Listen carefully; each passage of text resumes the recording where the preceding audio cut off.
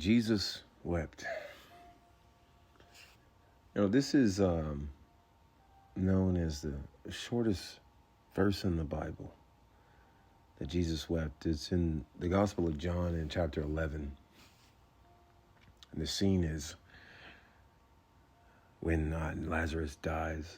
Jesus hears about it. He is some ways away from the scene, and he has to travel to where Lazarus is buried, and that time that takes place is some time, and Lazarus is in the ground,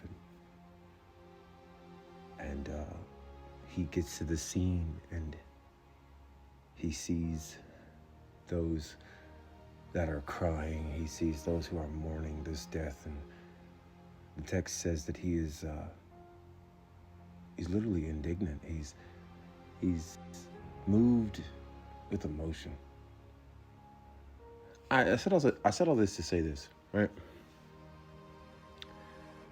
This verse, these two words,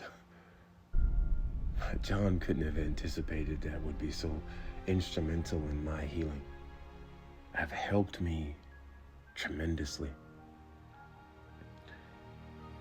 In 2006, I was in a patrol in South Baghdad, and my team leader, Sergeant Devora, had dismounted the vehicle and was investigating a suspicious object on the side of the road just north of checkpoint 546. Or no, 543, I'm sorry. And what ended up happening, him, Sergeant First Class Clay, and Sergeant Israel Devora, Clay was in front of the device. They didn't know it was a device at the time, and Devora was behind it. And so an explosion goes off. Boom.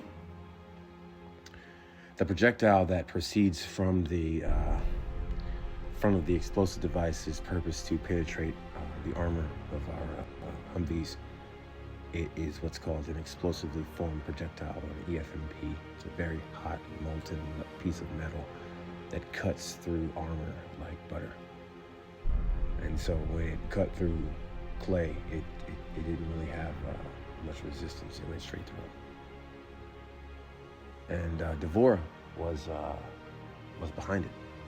And the back blast literally just disfigured.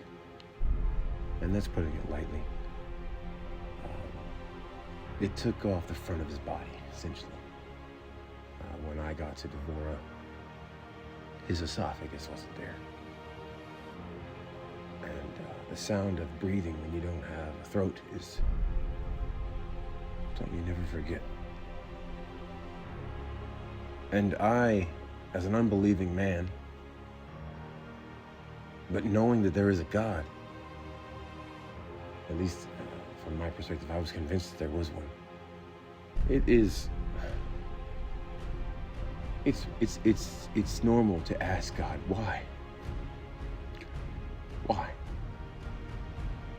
Something that made it even more profound for me was this.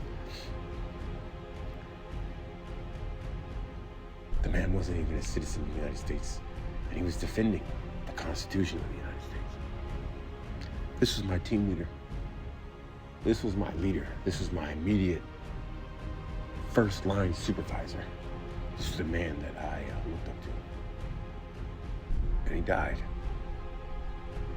So when young Specialist Barboa saw this, I'd never seen anything like this in my entire life. I was 19 years old. I never saw this.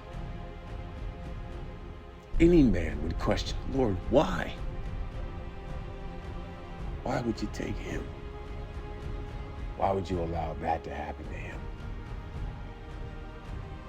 It's reasonable to ask why. And I tell you what, it took years to finally come to the realization that I have come now. And part of that realization, part of that healing process was understanding that Jesus wept.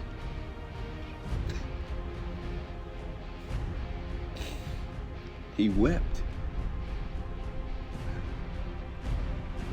He wept. The God of all creation took time to weep with his people, to recognize and to identify with our emotion when we're hurt. Jesus could have came there and said, look, have y'all forgotten who I am? I am the one who created all things.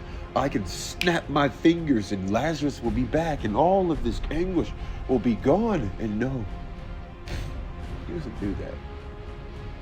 He looks at his people and he says, look what death has done to my people. Look how it has torn their emotions and caused them to cry, caused them to be in anguish. And he sits there and he says, you know what? I feel it too.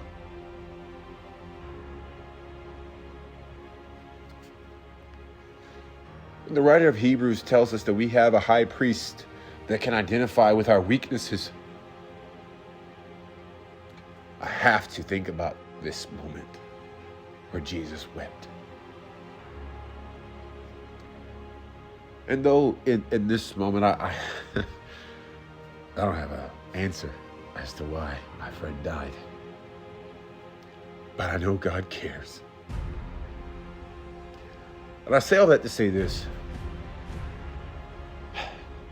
For those of us who are going through things that are traumatic, that have memories that are traumatic, that cause us to cry when nobody knows why we're doing it, God cares about those moments.